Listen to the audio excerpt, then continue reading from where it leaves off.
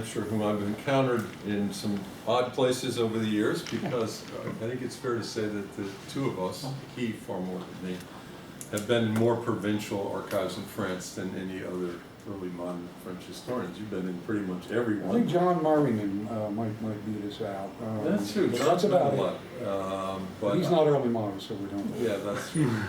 But I've been in about 20 departmental archives and probably 20 municipal archives, more or less. You've been in what, 80 No, departmental about archives? 36. 36. Departmental. Departmental, there you go.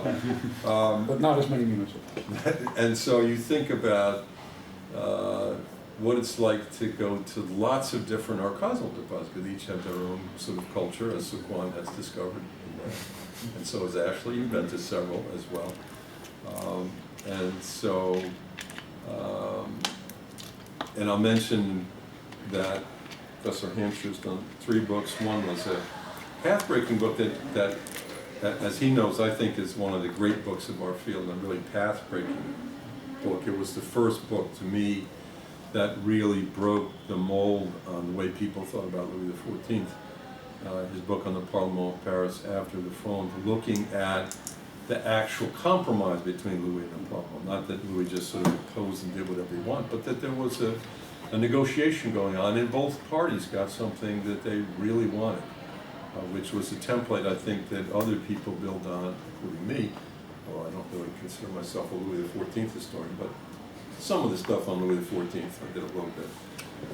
Definitely built on Al's work. The second book was on the Grand Conseil, which was a Conseil privé. Conseil privé, which is something, again, that really, I would say, path-breaking in its time, because now we've had some more looks at how these inner elements actually worked, right? And we had the late John Rule never quite finished his book, and Ben Trotter brought it out, and it's still sort of problematic in certain ways, but it does bring us into this whole question of things like information flows, which again are something that have been largely ignored for a long time.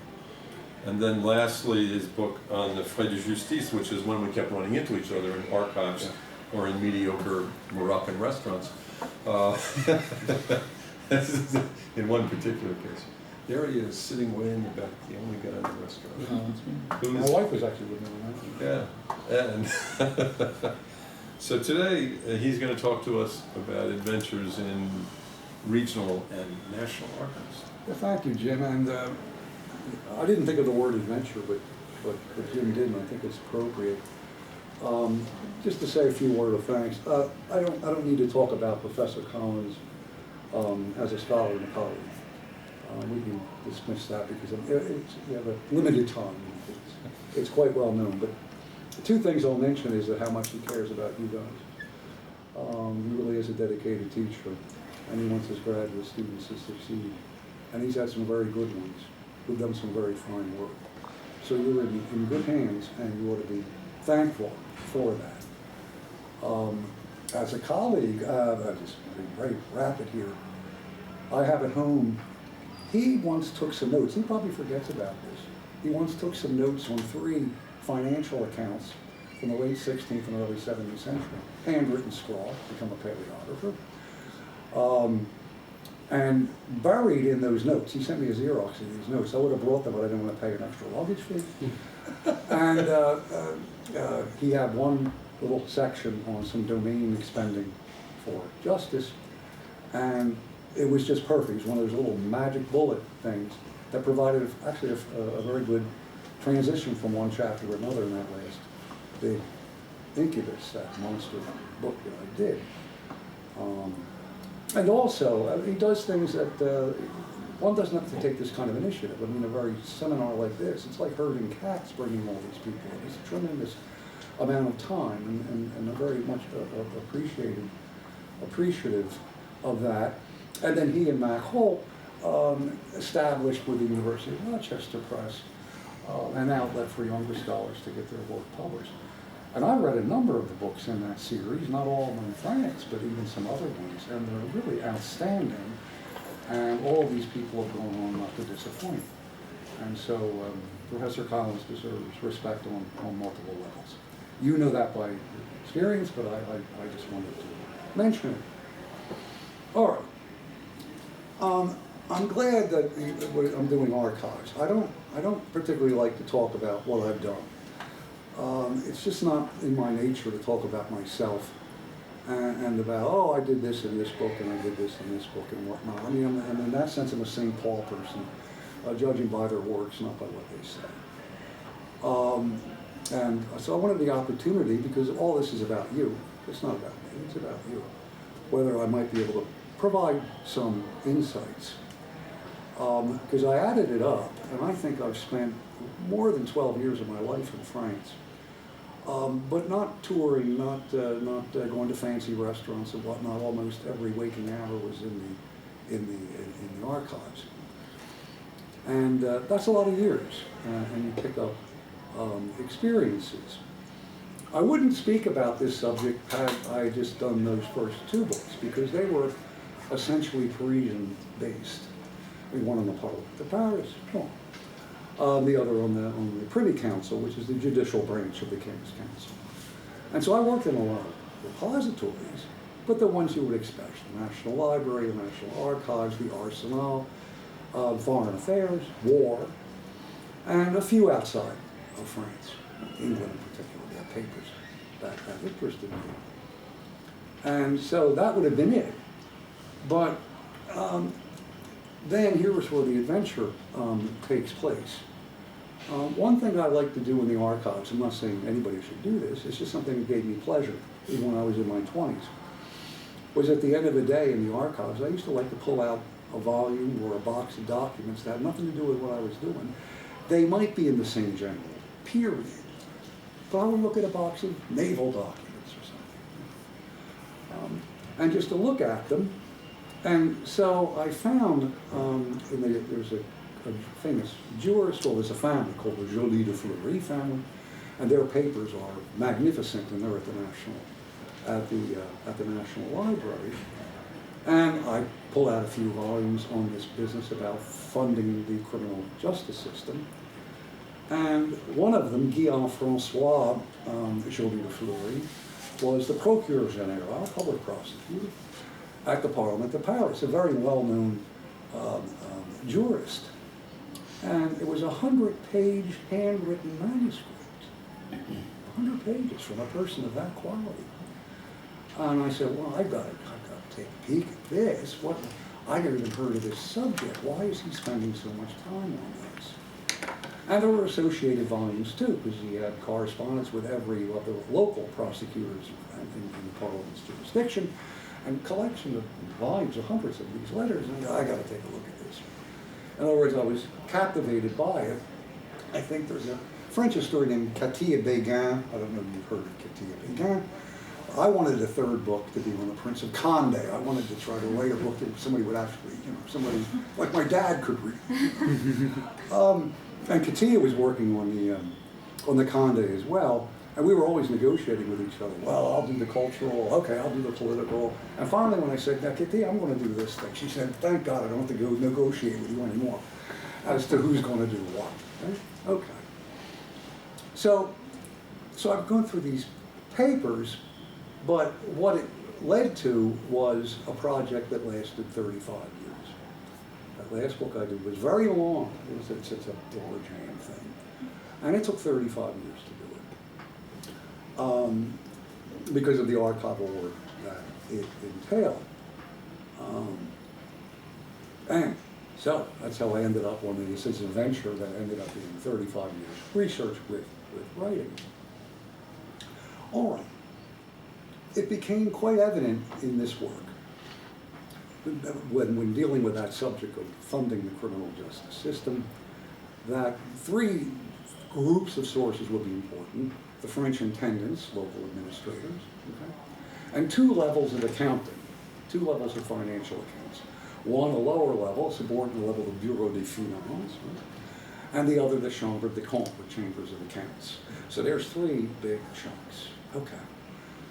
And going through various inventories and talking to archivists, it so happens that two of those sources the accounts, Bureau de Finance and the Chambers of Accounts. At one time, all the subordinate jurisdictions in France had sent copies of those to Paris. And I'm there, oh, there's a lot of work saved, to settle down for a couple of years. No, because they were burned, they were stored at the Ministry of Finance, which was burned down during the Commune of Paris. And I said, well, how am I going to reconstruct this? Well, it so happens those papers had really been copies of accounts that had been sent in. So therefore, the originals, wherever, how many of them, place to place, must be on the local level. So I identified, okay, what towns are we going to have attendance papers, what towns Bureau of Finance papers, and what towns Chambre de Compte papers. And it came out to be about 35 towns. Some have all three, some just have two, some just have one. You got to go to them all if you want to do a complete job. But that wide net of 35 departmental archives also engulfed all of the Parlement. So I was able to do a big chunk of judicial records as well as these administrative and financial ones. So it's a pretty big net that captured a lot of these things. And obviously to do that, it would take many years. I just had to decide that. Before he died, I talked to my dissertation director, Russell Major, who was a pretty rigorous man. And I said, Professor Major, I would never call him Russell, I still couldn't to this day. And I said to him, how about I take a sample? Maybe no, do them all. And I said, that's going to take a long time. He said, you're young. I put the last period of that book, it just worked out by accident, the last period of that book, then you had to go through all the production and all that, on my 65th birthday. Thank you, Russell. And that is a true story. So, all right, but that means a lot of experience. It doesn't mean this project, the last one, didn't also entail all the central repositories. And thanks to a scholar named James Riley, he was able to pass on to me a lot of microfilm from Copenhagen and The Hague. I could do the London stuff pretty easily, just take a train over there. But it occurred to me, and that's why I want to just go through some of these things, and I will not exceed 40 minutes. I don't believe in prattling on forever. It did give me certain insights. And I expect a little help for sure from Ashley and Ms. Corbin and Mr. Kang, and also from Norman. I was chair of a conference thing with Norman's on, so I kept all claims first. Because they've been in archives. And I think it would be very nice if you would add, modify, and whatnot from your own personal experience.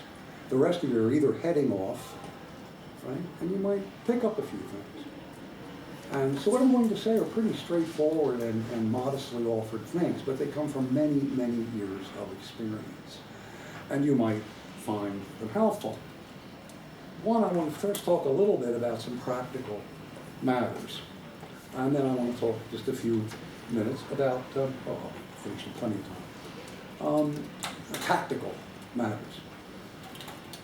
On practical ones, I would urge, and I don't know whether you all did this, we're all finished, you can tell me whether you did this. I think it's a very wise thing to do that before you go to an archive, you get in touch with the director of that archive, and also the archivist who's in charge of the series that you think you would like to go in. That's very, very important. I'm old school, I would suggest an old-fashioned letter, because people forget emails. But you might do it by email, or you might do it by a phone call if you feel confident enough to do that. But ask for a personal chat. I'm going to be coming to this archive. I plan to be here for such and such amount of time.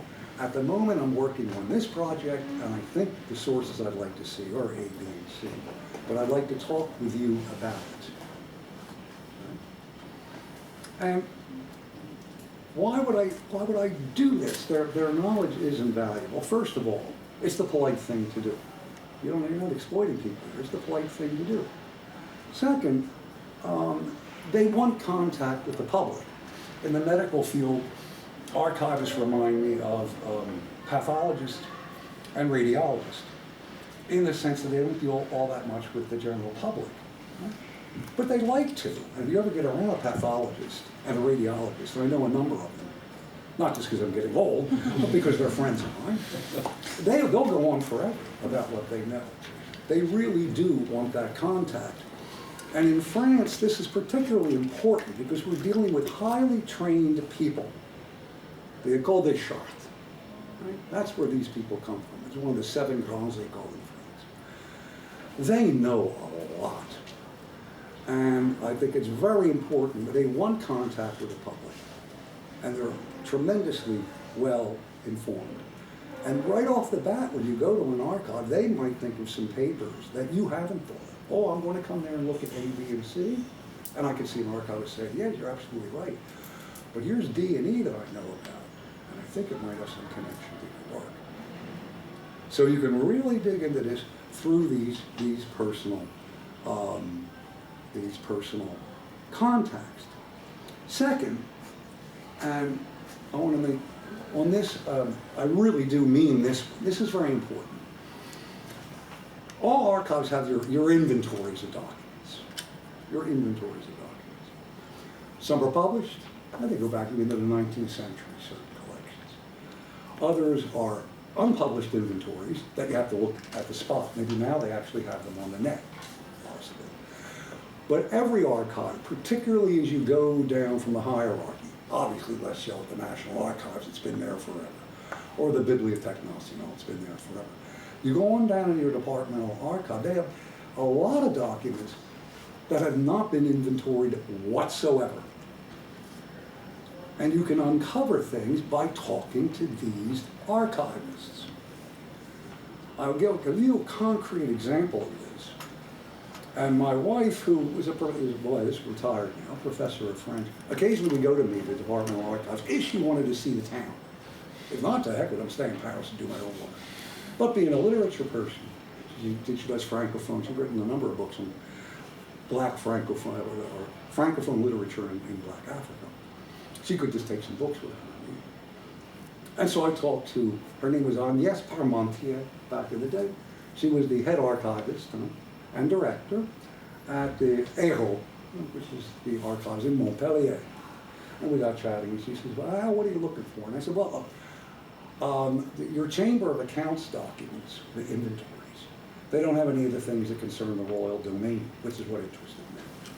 And there's nothing in Toulouse to speak of, or in Montpellier, of the Bureau de Finance, these big collections I wanted. But they had a few intendants things, so I settled them down. She came to my desk, and she said, is this what you're looking for? And she threw down a financial account. And I turned to bled white. Are you kidding me? That's exactly what I looked for. She said, come on downstairs. We went into the stacks.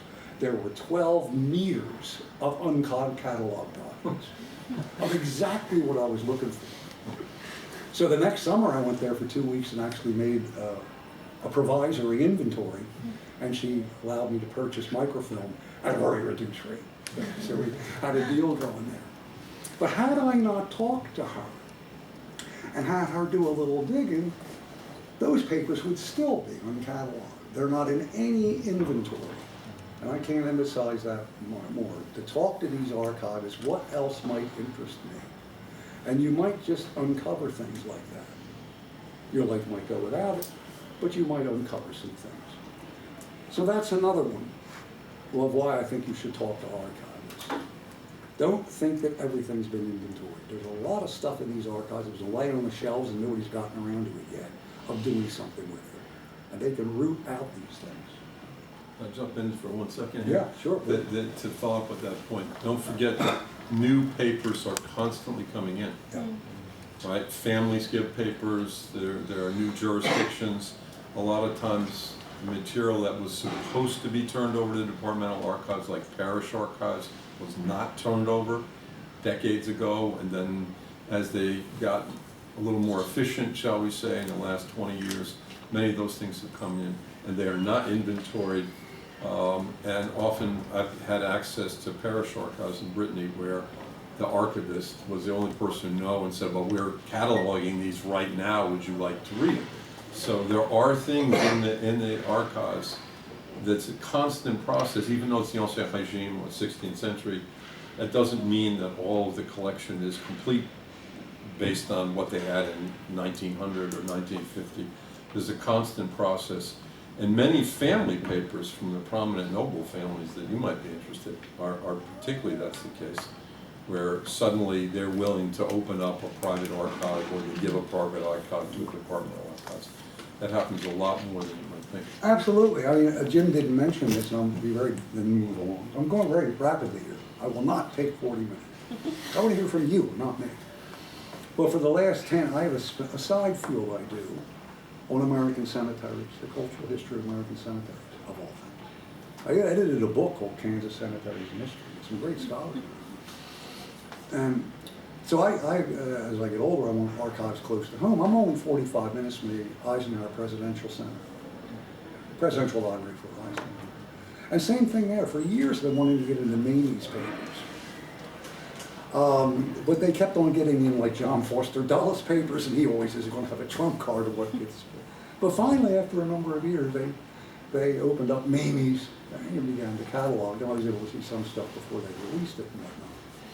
But even in American archives, and Americans do these very meticulous inventories, there's all kinds of things that haven't been known. The final point on these insights is it's important to build personal relationships with archivists. And particularly for you young people, I think it's important that you focus in on the people who are your age, these archivists. Because I guarantee you, 4 decades, or 3 decades, not 4, but say 2, 3 decades from now, they're no longer in subordinate positions at the archives. They're now chef de service. They're now directors of archives or of major collections. And again, not to be exploitative, they're your friends. You've always been nice. You've always been polite to them. And they can help you out. For example, I'll give you just a few, because these little adventures, and I can go very fast with them. There's a collection of, it's a handwritten inventory done in the 18th century, about 100 small little volumes that gives a description of every decree of the King's Council from a certain group of King's Council records. We don't need it. These 100 volumes were in an archivist's office and not transmissible to the general public. And I said, well, who's the archivist? Turned out to be Michel Antoine, who's a very famous French historian. And so even in my early 20s, I spent a week or more in his office at the archives, because they were in his archives on a shelf there, and he pulled up a chair, put it at a desk like that, said, go to work. That's how he can help you out. As you know, France is notorious for strikes. And I wanted to see, well, at the top of it, there's a series of papers in X2A. They're criminal interrogations on the appellate level for the Parliament of Paris. And I wanted to see them. I was getting statistics from them. And so I went to another young person. At the time, she was a young person. Now she's my age, or close to it. Françoise Hildesheimer. And I said, can you help me out? He said, sure, because our group is not on strike. Those guys are on strike, but not our group. And she got a chariot, a cart, went into the archives herself, bought out 100 of these little volumes, drug it up to her office, grabbed the table over there and said, Al, get to work. And I now had a personal relationship. That would have been hard. There are Parliament of Paris records that are minutes of different kinds, series X2B, that about a dozen years ago, they began to close those down because they they're too fragile to look at. I got to see these things. I'm almost done with that work. So there's a fellow named Claude Béchu. He's in charge of that series at the National Archives. You got to help me out. But he knows I'm reliable. I'm not just somebody off the street. I've known him for many years. He knows I'm serious. And he said, okay, open up the series for him. And I was able to see it.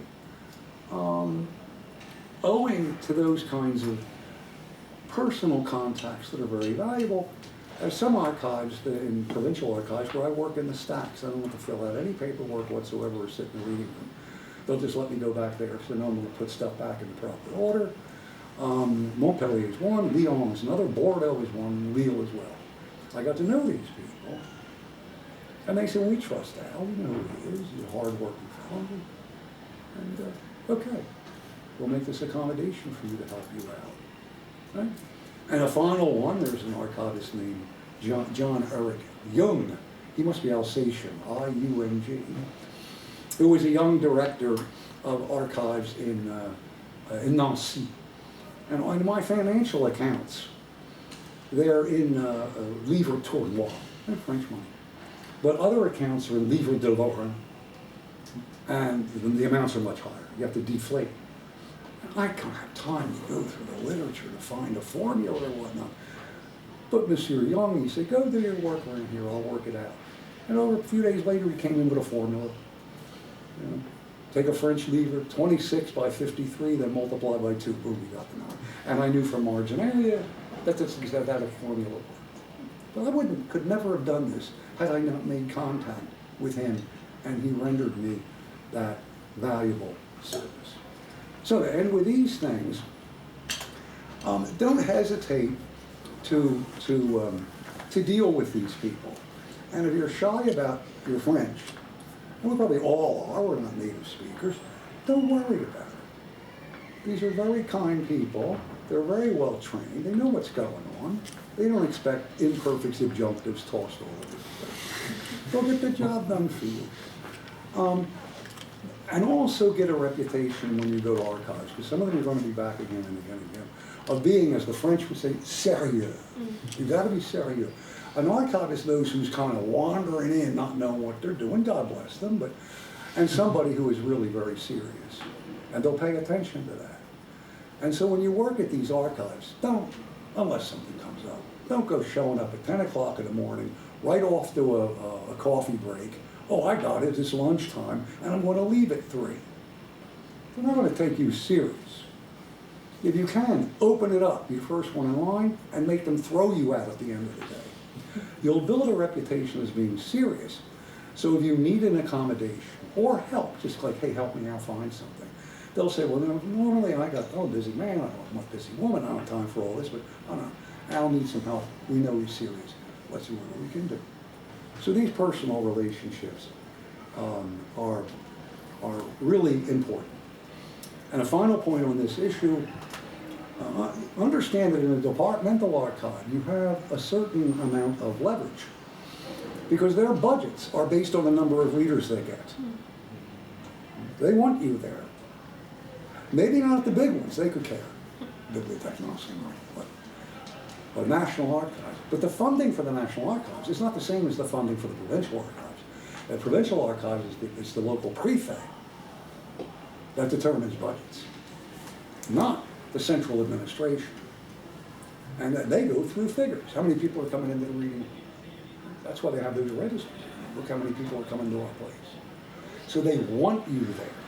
And if you treat them with respect and dignity, they're going to appreciate you being there for material reasons as well as intellectual ones. Okay, I'm making good time. Topic 2, some tactics. One is, I'll make it just a little joke, and then I know you're all going to go into this. And how many times we've seen this. Here you are, young people. You got great undergraduate records, you wouldn't be here. Probably got some Phi Beta Kappas floating around here. Right? And you get into an outstanding graduate school. This is terrific. You have all this wonderful faculty here, like Professor Collins. God, can I get these great people? And you've written your papers, and you've taken your seminars, and you passed your comprehensive. I paid my dues. You go to the archives, you pull out your first set of documents. Oh my God, it's over. I can't read a word of this. Oh no. And I've seen a number of young scholars, and I was one of them, just turn white.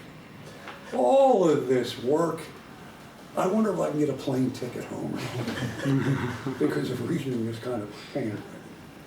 Now, the 18th century handwriting is easier to do. 17th century is a challenge. 16th century, oh my Lord, it's a nightmare. All I want to say on my first little tactical point is, you'll do just fine. You'll figure it out. Nathan might want to come in on this too, because we were talking about this downstairs. But some of you others have been over there might want to report the very same day when, that's it, it's over. Career going, oh, it's working. You'll figure it out. You'll figure it out. Also, be flexible with what you look at. Be prepared to go into collections that, when you were originally setting forth your project, you didn't think you'd ever want to be, you'd never ever end up there. Let me give you 4 dimensions of this. One has to do with Jim. When I say Jim, I have a footnote, Professor Collins. It's kind of hard to say Professor Collins after all these years. But when 2 years ago for the French Historical meeting, when Jim, we had a group of people who came in and gave papers. Did any of you attend that by any chance? Okay. And Mac Holt made an interesting point about Jim. Jim's advice, follow the money.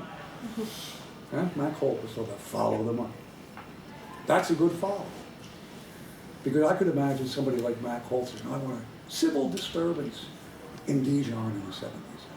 Well, we'll have to look at judicial records, municipal council records, and administrative records.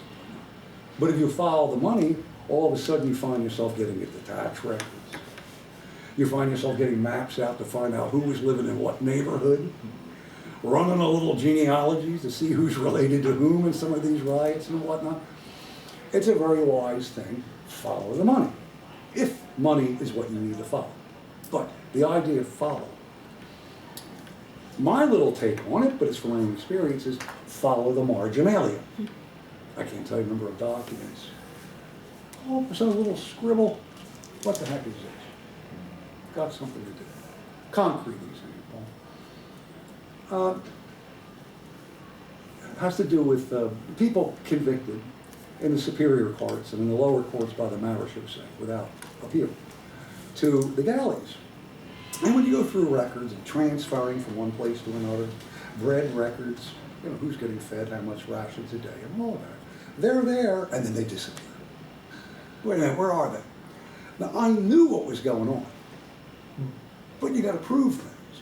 What's going on is, okay, so long as individual A was under the jurisdiction of the judiciary, that's the funds they're going to pay for. But as soon as that person's turned over to the Navy, to either take them to the galleys or after, I think it was 1748, to something called the bagnia, which are kind of like naval arsenals for penal labor, the Navy will pick up the tab. I knew that was going on, but couldn't prove it. So one of these days, I was looking through a document, I'll have to make this up, and at the top of this document it says, Monsieur Collins. And I'm like, who the hell is he? Who is Monsieur Collins? So I did a little digging around, and I discovered that he was an important secretary in the financial branch of the Navy. Ah, that's where I should go.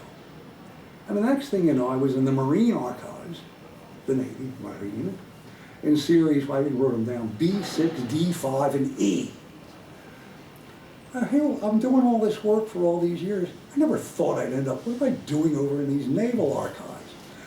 But going through those 3 series and pulling out, you know, documents you get used to it, there it was. There were bills there were memorandum on how the system worked and what. So my original hunch turned out to be correct, because to me it's quite logical. They're disappearing, they're going somewhere. It's probably with the Navy. But without that Monsieur Collins thing, I would have never really gone to specific collections in the archives to be able to track down exactly what was going on. Right? Now, this, and I'm almost finished. Each one of you, I just want you to think that way. Follow the money, follow marginality. You might not need to follow those 2 things, but follow something, because it's going to take you to places that you didn't contemplate that you would want to go or needed to go. I think one of the most creative things that a historian does, very rarely does a collection of documents, give you all the answers to any important question. You've got to work what I like to call record linkage. Well, these papers are not going to solve what I need to know. What creative way can I develop to get at an answer in any case? And that'll take you into these things. And I'm a big fan of René Descartes. And as René Descartes noted in his Discourse on Method, he has a little paragraph there. I'll start in kind of almost mid-sentence. We're not going to read forever. But he talked about, in this I would imitate travelers who, finding themselves lost in a forest, ought not to wander this way and that, or what is worse, remain in one place, but always walk as a straight a line as they can in one direction and not change course for feeble reason, even if at the outset it was perhaps only chance that made them choose it. For by this means, if they are not going where they wish, they will finally arrive at least somewhere where they probably be better off than in the middle of a forest. And thus the actions of life often tolerate no delay, and he goes on and on and on and on. All he's saying is, follow the. And if you do that, you'll find all kinds of things, record linkage, that will bring you to a successful conclusion. Points? I'm going to be half of you. Yeah, I'll make it 40 minutes. Pretty darn close. If you can weave in local archives, do it. Because at the center, like, somebody A is writing to B, say a superior to a subordinate. Okay. Well, the central archive might have both sides of that conversation, or just one. You go to the local archive, you might actually be able to fit it in. What was said, what was sent back, but also the research into what was sent back. If person A writes to person B doesn't want to be a fool. So person B will say, I better check out and get some information so I can write A back. An informed response. And oftentimes in the provincial, local, the municipal archives, you can find those responses. So not just what went out, what came back, but the documents that built what came back. And that can give you a very complete picture of things. And I encountered that experience many, many times. Now, at this stage, I don't want you guys doing too much with this. I want you to finish your dissertations. If you go wandering around in every forest forever, you'll never finish. But there's going to come a time, when you get your original work done, that you can kind of slow down and do things a little more patiently, and begin to do these kinds of things. Okay, last thing. I want to hit it now here. Try to avoid fishing expeditions. That is, going into an archive and say, what do you got on the hook? Try to be as focused as you can. There's a well-known scholar, Daniel Desert. Anybody read Desert's thing on finance in the 17th century? He regrets. I know him pretty well. You know him, Jim? Yeah. Okay. He regrets that he wasn't, there's a collection of documents that's called the Chateau de Rosambeau. It's the Lepellier de Rosambeau family. They're all microfilmed at the National Archives. They were required to do that, but they closed them. And Daniel regrets that for that fact book, he couldn't get into that collection. Now, maybe it was somebody in the family was addled at that time, but I wanted to go in there. So I talked to the private archives person in Paris. I said, here's a strategy I want to do. They are beautifully inventoried, but I had to go through her. And she explained who I was, Sarah Yu. And I literally said, I want box 1, dossier 1 and 2, box 2, dossier 1, box 5, dossier 4. And the person in charge of the family said, well, that's a very reasonable thing. He's not going to go fishing and finding out all these scandalous things about the family. And every one of those little dossiers had a magic bullet document for me that made me put things together. So, I'm finished, except for one sentence. Descartes, I love And it kind of negates everything I just said to you, so we're back to square one. But when you go to work in the archives, he has a line in the discourse method. But that one cannot conceive a thing so well and make it one's own when one learns it from another as one can when one discovers it for oneself. Right? So that's the ultimate kind of conclusion. So with that, thanks. Appreciate it.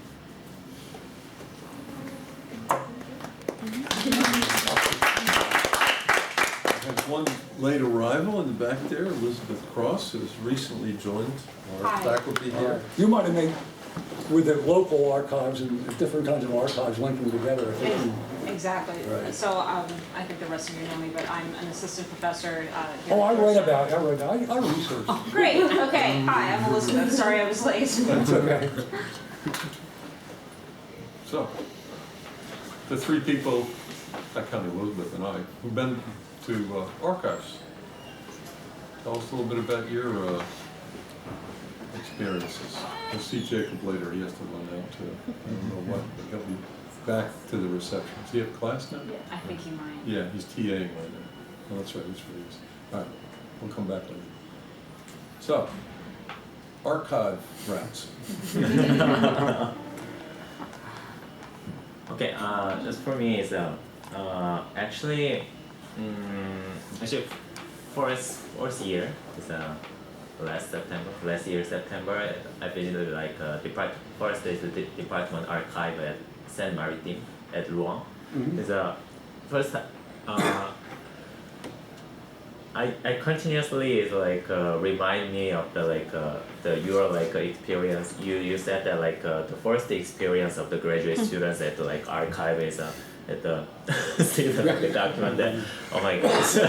So is there exactly is same with me, and then is actually is I contact like archivist at the Department Archive at Rouen.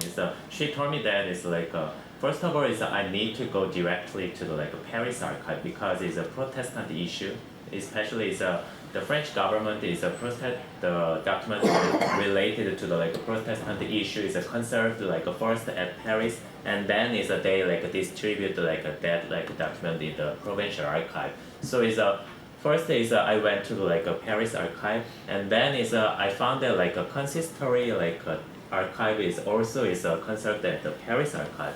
So I was curious about like the religious issue is a little bit different from your like subject, but it's how did you like first is directly the Paris archive? Is what kind of like difference between the like Paris archive, your experience of a Paris archive and provincial archive? What's always, Yeah. I mean, I can be very brief on this, but I won't hear you like more than me go on and on. But on the local level, you're gonna find more documents that are substantive of the ones you might find in the large. Again, this notion that I'm a superior. I'm gonna write to you, maybe all five of you, subordinates, and say, I want to report on such and such an issue. Now, even in the Paris archive, if you're lucky, you might have that request and the answer. But at the department one, you might find all the research the subordinate did to make a decent report to send back. I bet you've encountered that kind of thing. I bet you have. Yeah. Because I know the kind of, because I can tell what you're working on. You're going to go back and A forth. lot of triangulation involved. Exactly. That's a very good word for it. Yeah. A lot of triangulation. But again, don't get too obsessive about it at this stage. You want to finish your dissertation. But always bear in mind that sometimes it's going to be a dry well, right? I mean, it just is. And that's that. It just, we're chained to paperwork here. But that's the one thing I often found. That's something, the connection between the two. You can actually see that in a couple of public sources that are pretty easy to get to. These memoirs that were written for the Duke of Bourgogne at the end of the 17th century, and they've been published episodically. The one for Paris was published and is online by Boilly in the 19th century. And in the back, as a sort of appendix, he has a lot of the election reports that were written for the intendant who then was writing the report. And so that's a case where you can actually see the local reports. The one for the Généralité of Caen is the same, the people who edited it in that modern series that the Archives Nationales was doing. In the back, they have an appendix of the election report, so you can see precisely Yeah, what I'm talking Quattro is about. one on the old there. Yeah, right. And so in the back there, you can start to see what one level down looks like and where they're getting their information and what kinds of things were being passed along. And a lot of times those local ones have far more information than obviously was passed along by the intendant, because they're filling in blanks, so to speak, and it's his job to give the big picture, not to give, for example, hearth counts of every parish, whereas a number of them, they actually literally have a hearth count of every parish. They'll have stuff broken down. The Norman ones, one of the fascinating things you can see in those elections is how the guy estimates what the tithe is for each parish, and you can see the relationship between the church tithe and the royal tithe, which in many of these places is very, very close, actually. When we think of the tithe as so heavy, but the tithe in fiscal value is almost exactly the same in many of the places. Some of the parishes also will have seigneurial tithes of considerable importance, and others will have none at all. None of that is in the Généralité report. So there's a lot of things out there, and it's a good illustration of what you might find in an archive that you can actually see in a printed source. It's pretty easy to follow up on. And sometimes you won't. I mean, in many Yeah. respects, we're like detectives trying to solve a crime, and some evidentiary leads just don't work out. And you have to expect that and not be overly dismayed about it, Yeah. and just move on to the next connection you think you can make. Yeah, absolutely. Nathan, or actually, you want? Thinking about those issues of this triangulation, I mean, I've been, I guess, blessed that because I'm dealing with Franco-Ottoman diplomacy, that most of those manuscripts, after the ambassadors actually get back, I'm assuming, I don't have this in writing, but I know that they write a memoir and explain everything that happened, and then all of these letters from both sides get collected in the centralized library. I'm assuming they then, collect them from them at that point in time. But they have this centralized system of manuscript collections collected of entire lines of certain ambassadors' letters. Well, the ambassadors would do the exact same thing that you're talking about, doing their research before they go abroad to understand the situation. So they write back to the king about some diplomatic question of precedents that had happened before, saying, go check such and such letters, of Antoine Escalin, the captain de Poland who was there. His letters clearly demonstrate that we have such precedence issues over the English here in Constantinople, but luckily for me, those are still all centrally located, so I can go find them. But let me just ask you, and I wouldn't worry about it at this stage, but it's possible you'll end up in Ottoman archive. Mm-hmm. Yeah. Well, you might find, that all of a sudden the ambassador writes back a report. Well, you don't want to seem to be a fool. So he might have actually consulted people on the local level about the things he should put in his memorandum. And with luck, you might find their input. And so instead of just A and B, you now have the rocker of C down there. And I wouldn't be surprised if and when you do that kind of work, you might find that kind of thing. Like, well, he just didn't write this out of thin air. He might have said, I know people, I got to talk to them about this. And it might end up in those local archives where it might not be in the general report that's sent in. And you have local, isn't it Rapin who puts together all the documents on the Ottomans? There's been a few that have done it. But there were people, Rapin was also the guy who did the Procès Verbal of the Estates General 1614 on Thursday, and he collected documents. He was a lieutenant general out in one of the bailiwicks, and he collected documents on French Ottoman relations and published some of them. And I think, didn't the Mem family publish some of this stuff too? Because they were involved in the negotiations. That's a Parisian judicial family. But there were people who collected these things out in the provinces. So it's not only in Paris that you're going to find stuff like that. Where, Ms. Stevens, be prepared for the handwriting challenge. If you're going to be working on the language of violence and violence related, you're probably going to wander into some court records. 16th century. You'll figure a lot of it out. But again, don't panic. Yeah.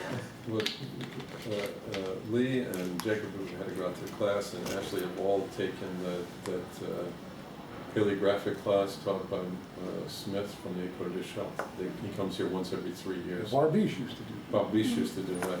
And so you were, was it this summer? This past summer, Yeah, this yeah, past summer, she and Chicago. Jacob were there. I hope they're Ashley, not you were going there to 3 get years into ago. stuff that Al Soman looked at. That's impossible to read. But I always thought that his work was kind of like, so you don't want work that's a mile wide and an inch deep, but his was kind of like an inch wide, but then written like that stuff. And so we're not on tape here now, right? Yeah, we are. We're still on. Yeah, we had it.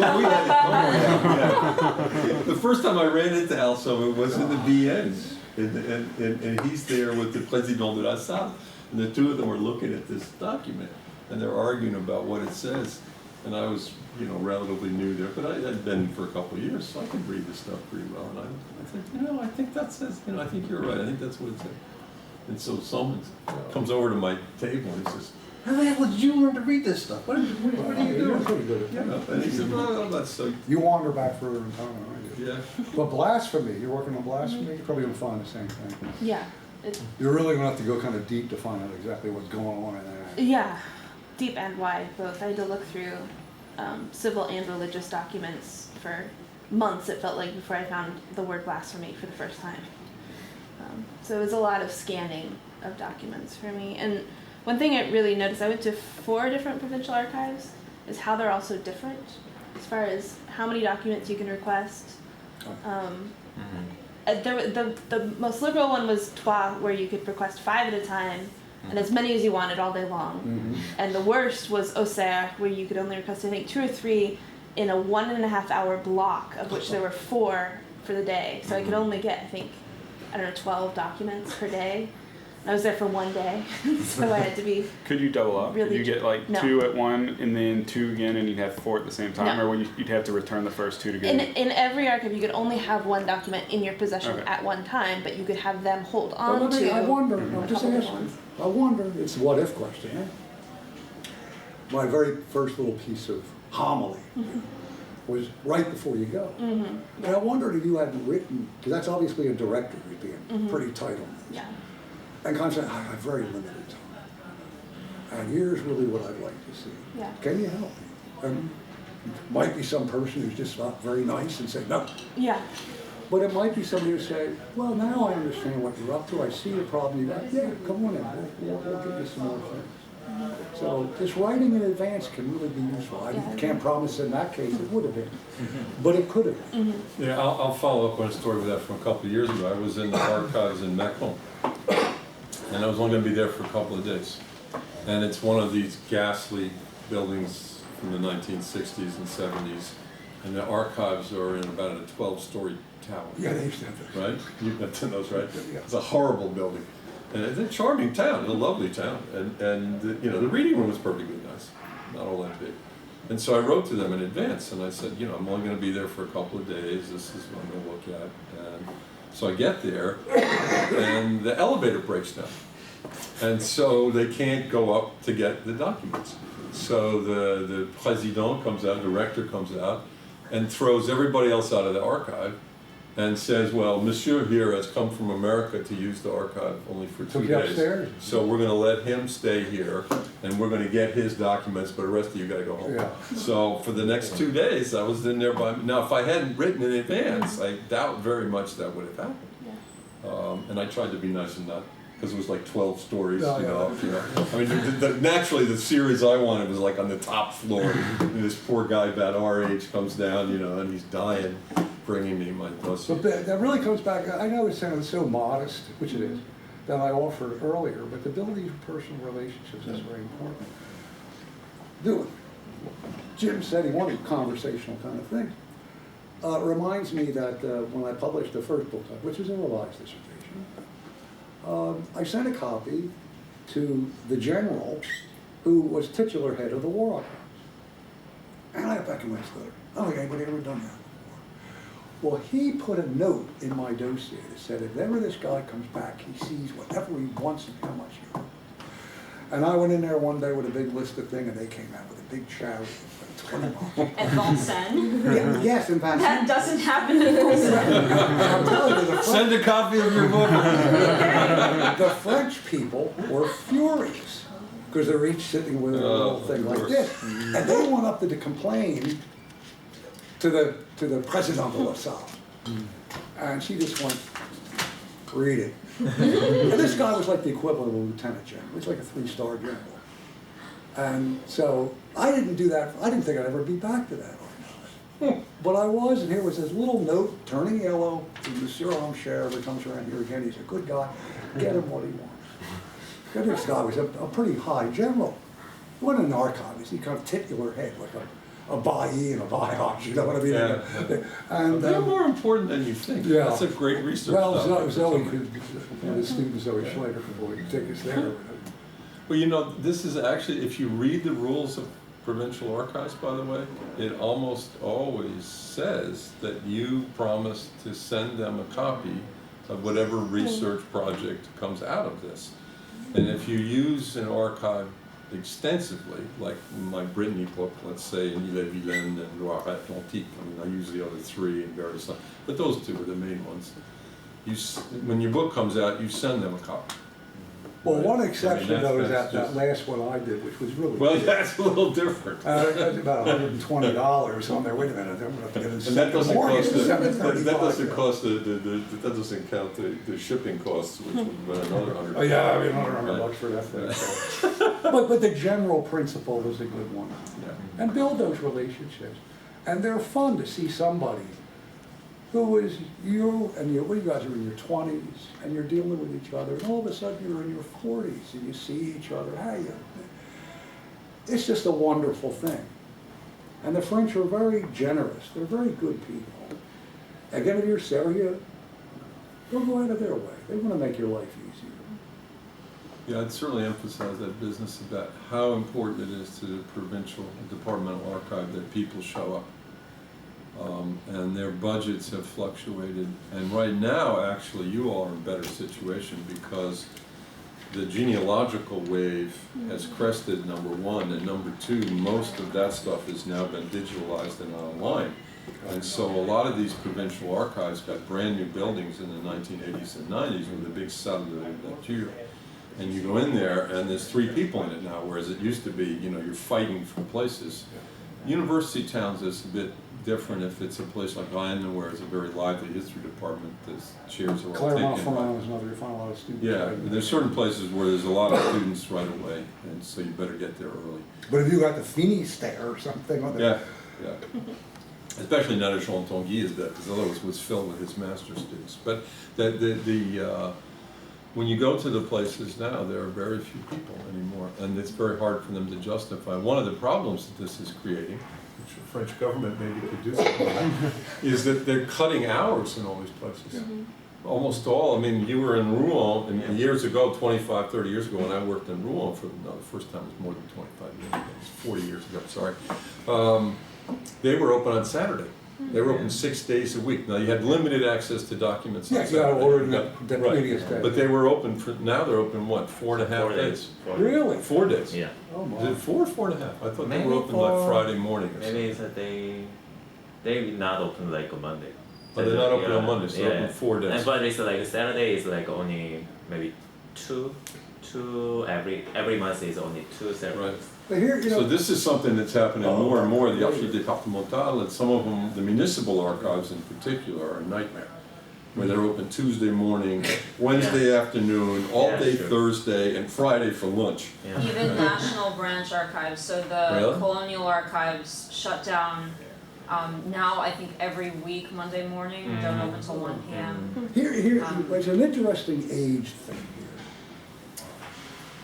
I had a blessing, but also a real challenge. It took years. You have a blessing, but you also have a challenge. Until the 1990s, I could go in, now we all get a volume out we're going to spend 3 days with. We know that, it's just going methodically, or more. But you want to see a bunch of this record weekend stuff. In the old Sal Clisson at the National Archives, it was 10 volumes a day. The manuscript room at Richelieu, 10 volumes a day. A day. Now, I don't know what it is, you gotta make a appointment to even get a chair there and whatnot. And it was possible. You were doing stuff really fast. I was doing genealogical records and flying through those things. That if you played it right, you knock off about 1 o'clock and then run over the Foreign Affairs Archive. They were from 2 to 6, you could at least see 3 volumes. Greater access. The nightmare, of course, is the fact that I didn't have iPads and all that kind of stuff. So you have to spend a lot of money on microfilm and Xerox. Boy, that could get expensive. So I spent a lot of time eating ramen noodles in France. Oh, yeah, I always do a fancy French restaurant. You have the blessing of being able to, okay, I gotta go in there, they're gonna let me just click. But you can see fewer things. Certainly than I could see. So it's very interesting how we have a yin and a yang and a yang and a yang. And so each generation has its own distinct challenges. Yeah, in the old days, a lot of the Archives Departmental had no limits. Oh yeah, you can see what You could see, however many documents you wanted to see in a day. I didn't have that happen in a long time. But it used to be like in Rouen, it's limited. In the old days, you could, whatever you wanted to Oh see. yeah, you could Rouen see. used to be wide open. Yep, absolutely. Some big changes. But you'll adjust to it. But when you feel frazzled, I really do want you to not to just take a workout, because everybody's been through this. And you have a support network. It's amazing to me how early modernists, and not just France, but as a group, really is a band of sisters and brothers that really will help each other out. I mean, I've met very few challenging people who were just not nice people in the field. And you'll build friendships that'll last you the rest of your lives. I mean, Jim told me that already Nathan and Mr. Kang and Ms. Corwin, Conway, right? Corwin. That you guys have a relationship together. And that's good. And that'll last forever. And it makes one of the real pleasures of doing this work.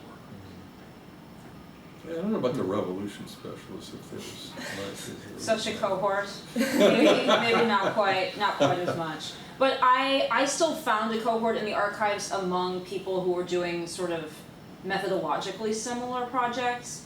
So I had a group of people in the colonial archives. One was working on the 17th century, one was working on the late 20th century. But we all just sort of crested around the fact that we were confronting similar issues in terms of dealing with the archive and its infrastructure, and that's what we bonded about. Yeah, and a reminder, since we're talking about archives and stuff like that, don't forget the 3 of you, Jim's not here, that the contact with Mark Smith is something not to forget, because if you're write to him if you're going to archives and saying, I'm going to such and such archives, and I may get back to you if I need information about this, because the people at those archives, just like Barbiche, who's been a close friend of mine for 36 years, every time I've had problems in years gone by, or my students have problems, every archivist in every Archives Departmental was one of his former students. Right? And so he opened every door and never had a problem. Sarah Chapman or whatever, I mean, Sarah had problems at a couple of places, and she had taken the course with him as well. And when he was the head of the École des Chartes, the Yves Marie Berset was the same way. Yeah. And they were, where are you gonna wander this summer, Al, for the 25th year you've been doing this? Well, I want to go to here, here, and here. Don't worry about it. Right. And I would go in there and I fill out stuff. Got a desk in the back, just go do your work. Yeah, and weird things will happen. I mean, in Bourges, they threw the assistant archivist out of his office because all the seats were taken to the small reading room. And when they found out I was actually serieux and not a genealogist, they threw the guy out of his office and made him clean his desk off, which looked like my desk, so that took like 3 hours. But he cleaned his desk off, and then they just brought me anything I wanted for hours. Yeah. Right? And I was there for 2 days. And it's not being exploitative, like, oh, I think I'm gonna make friends with somebody so I can use them. That's not the point. They have expertise, they're serious themselves, and they interact with other serious people, and don't hesitate to say, how about, you wanna get a beer after work, or you wanna have a glass of wine? Yeah, sure, why not? There was an archivist at Rouen who, I think he might be deceased, he was severely handicapped. He had a wheelchair problem, and he couldn't move. He looked a little bit like, who was the fellow just died, the famous physicist? No, Hawkins. Hawkins. And he was recataloging the Parliament of Rouen archives. That's how I got to know him. Well, for 2 or 3 weeks, I would go up there periodically. Some archives you keep on going back because you forgot to do something. Mm-hmm. And I still remember wheeling him in his wheelchair, watching for the lights and whatnot, and running across to go to a cafe after the archives had closed, and we'd sit there and drink wine and then talk and whatnot. I wasn't doing that to use him. He was a nice man, very smart. But I built a relationship that I cherish for the rest of my life. I was so heartbroken when he died young because he had serious problems. But it was a great pleasure to have fun with him. And he knew his stuff. There are a few archivists whose idea of an archive is that no one should be allowed to see it because they're guarding it forever. But the vast majority of them want you to use their archive. That they exist to help us, right? And almost all of them. So it is, by going there and using the archive, you're giving their work meaning in a sense. So it's actually a wonderful symbiotic relationship. The bigger places a bit less so, I have to say. You've worked quite a bit in Paris. Yeah, I'd have to say that the only personalized attention I ever got at any of the big Parisian archives was at La Courneuve, where there was again recently acquired set of private papers I wanted to look at that had been partly cataloged but not really, and basically I inquired about it. I was put in touch with the archivist who was responsible for it, and she gave me what she had so far of the inventories and her best guess as to what else was left, and then she opened up the series for me, and I was able to start working with it. At the National Archives and at the BNF, everything was entirely mechanized. I mean, at this point, you request the derogation by clicking through a bunch of things, and you just sort of type in little blurbs and send it. And I've never actually had to interface one-on-one with a person about. Have you asked to do so? Have you asked to do so? Even at the big ones. Well, Could I talk to the person who's in charge of this series? So I would go up to the président de la salle, and they would tell me to use the online form. And then I'd submit the online form, and I would sometimes get a reply back from a human when they would send me my letter saying that I could access the documents. But sometimes it would just be sort of an automatic reply. There would be an attachment with the letter on it. So those kinds of relationships are very tricky at the big ones. Although didn't you get information from somebody through Ségolène Belbiche? Yes. Okay, Yes, Michel Orion is the guy to talk to now about the Parlement papers that have been. Right. But this taken out of is circulation. Bernard's wife, of course, who was in charge of, I don't remember, the Archives Contemporaines or whatever. And he helped me go through some of the X1B materials about the Parlement So ones. that's the So, okay, so Barbiche. that's 2 instances. Yeah, that's the Barbiche connection Yeah, again. Right? yeah. In that case, the wife who was worked at the Archives Nationales Yeah. for many years. Yeah. And she worked at the BN. Remember, she used to be the Président de la Salle. Yeah. Boy, was she a hardcore President de la Salle, Yeah, right? sure. But the personal connections mattered just so much at the regional archives. And in part, I want to go back to the reference you made to strikes, because these kinds of unforeseen things can happen all the time. So one instance for me was that there was a construction-related closure of the Archives Departmental de Morbihan in Vanves, and there was only one day a week, and I had planned to do this like rocket week-and-a-half trip through Brittany to do a lot of very small piecework in a couple of different archives. There was one day that I could go there, and there were all these insurance-related records that I needed to look up, and I got in touch with the curator in advance, and he was able to basically pull like 30 different things for me in advance. He put me in this tiny room with all this stuff, and I was able to just sort of go through it quickly, all in one day. A day with a lunch break, by the way. And then the other example is that this past summer I was working again at the Colonial Archives in Aix-en-Provence, which is a national archive but has the feel of a regional archive. And they were on strike the week that I was there, which meant that there were abbreviated hours, abbreviated quotas for the day, until the strike was over on Thursday, and then I had 2 days left in order to like accomplish everything that the strike had forestalled for the previous 3 days. But because they knew me and they knew that I was sérieuse, they allowed me to go way above my quota for the last couple of days, and I was able to just go through things a lot quicker. But I wonder if, mind experiment. Let's say we're going to go back where you have a difficulty getting through the gatekeeper. At least that person, if you say, what is the name of the person who's in charge of this? You might even maybe just get a name, Mr. Collins. Then write a letter to Mr. Collins and go over her head. And Mr. Collins might say, I never heard of this person, nobody told me about it. Yeah, I can tell her. But this kind of stuff is really important. And as Jim said, they want to be there to help most of them. Yeah, you're going to find a curmudgeon now and then. Yeah, once in a while. We're not perfect either. No. But there's a new golf course out where I live. But just to let you know about this museum thing, it's pretty new. But the back 9 is always car path only. You can't take a car to it. See, what is this, a museum or a golf course? So you're going to find people who are like that. But most of them are very, very nice. And you shouldn't be overly shy. Like, well, I'm gonna blow the imperfect subjunctive. Blow the imperfect subjunctive all the time, and then your job gets done. And they want that appreciation for what they do, because again, they're highly trained. And they would love to exhibit their skills. Yeah.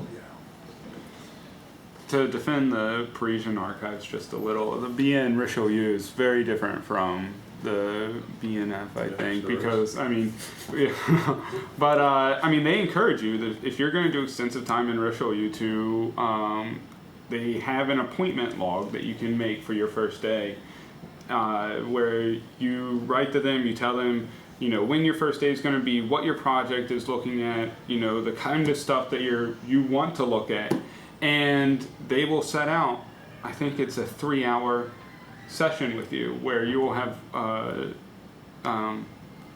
one of the archivists one-on-one with you, going through the different stuff that they have and how it's available, what other things you can look at, everything that might be applicable to your project. And, you know, I mean, That's it can terrific. be Where's this? the Richelieu. Well, you're not that back in the day. Yeah. No. So, Well, back in the day, you had to line up for a room, for a chair, and then Saturdays have to be made.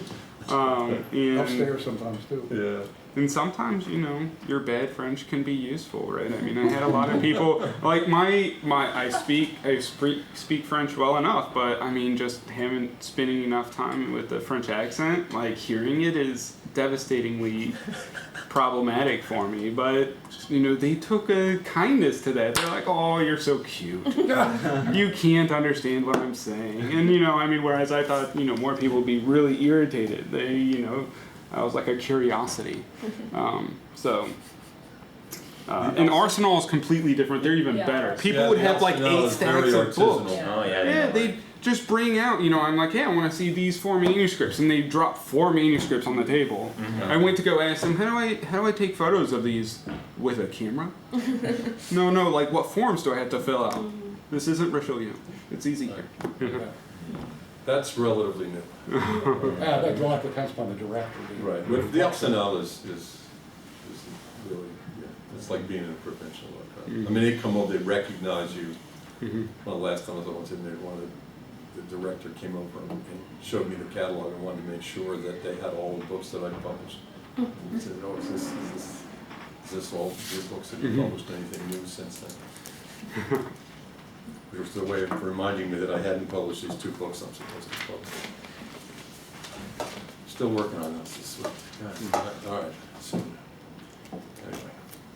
I have a question. Yeah. So, I've never been in a French archive. I've done a lot of sources available online, and my research plan for my dissertation, I plan on working in Paris and in provincial archives. And my question is, do you recommend starting in one of those or the other to get experience, to get acclimated, to do the relationship building, to triangulate sources? Is it better to sort of start out in the center? I think it's best to start out center, wouldn't you? And then, because you might, that'll help you see 5 different pieces that are unrelated. But if you just do 5 pieces unrelated, you don't know what they're really relating to. So I would start at the center and work out. Because then you'll at least know what the core stuff is. That's the way I would do it. Jim might have it. It probably depends on your son. Oh, yeah. Right, I mean, it's like I was working on Brittany for my dissertation, so obviously it made sense to go to London and Knowles, start there, and then go to the other Kemp Ave and some various towns and whatnot. But also to go to Paris. I mean, I spent a considerable amount of time because there's, as I was saying, there was a lot of stuff in Paris. And it was also important for me to know what the central administration's view of Brittany was from what they had in front of them. I mean, looking at it from the bottom up, all by itself, that's not the answer either. You have to know, why is the Royal Council making decisions it does? They may not have had access to some of the stuff I saw down at the local level, right? Let me ask Mr. Kang, did you work at the Protestant library? There's one library I've never worked. Oh yeah, the Protestant library in Paris. Yeah. Are they pretty good? Yeah. Can we help you out? I know they're only open Tuesday from but Yeah, but it's like there is also rule about the consultation of the document in there. But it's the staff and people at the libraries don't care about the rule. They just give me the paper and a document, so whatever I want. Yeah. But I must say, when you're going through this is my list of your names. That Jim wrote up. But Marginalia, a star next to your name. You've been to an archive. Why is he making stars? Better go check out some documents. But you all really have terrific topics. You really do. And nowadays, job market and all that. But Georgetown's pretty good. We place pretty well. I mean, at Kansas State, we place differently. Most of our people go on to do pretty well, either in government service or at small colleges and community colleges. It's what you do. But you have a pretty good chance to get something pretty darn good. I think a key thing, you'd all agree here, we're getting a little away from archives, is to approach it in a new kind of creative way. Like, well, blasphemy. You mean that you were just cursing? No, I mean a little bit more deeply than that. Take a new angle on this thing. And who's doing the Edict of was that, not the Edict, the Normandy. It's an amazing thing to me how people on the local level were getting along with each other despite some of this kerfuffle at the center. Well, I teach 17th century Europe now. I'm giving examples. Thank my wife for giving examples along the way. And we were reading a book of readings on the 30 Years' War. And in Germany, that was true. I mean, the Protestants are marrying the Catholics. Now, this is just a book of documents for undergraduates. And I could see that same kind of interaction on the local level that you would think everybody's killing each other all the time when you read on the macro level. But people have a way of keep on keeping on. But one thing that does, I want to know what you come out. I can't wait to see what you guys do. Keep me around a little while. It's how fragile that is, though. Think of the Houthi in Rwanda, the civil war in Rwanda. Tutsi. Yeah. A lot of them had lived for years as neighbors and whatnot, and then all of a sudden, one spark hits the thing, and it just. So it's really tricky. I wouldn't be surprised if you find examples of both cooperation, but every now and then something will bubble up. Yeah, because it's for me it's availability of the sources is between two regions. First is Normandy and Languedoc, because first is I focused on from the Edict of the Nantes is a revocation of the edict, but it's in Normandy is from the early 17th century to the 1660s.